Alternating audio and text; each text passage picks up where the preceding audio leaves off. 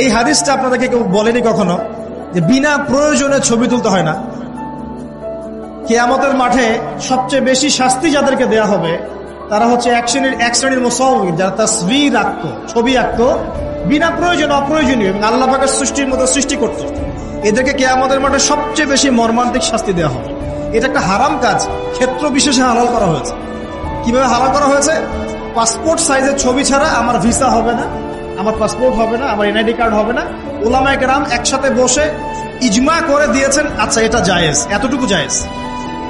আর এই যে আমরা কথায় কথায় সেলফি আর এই ছবি, এই সংস্কৃতি কোথেকে আসলো? এটা তো মুসলিমদের সংস্কৃতি না।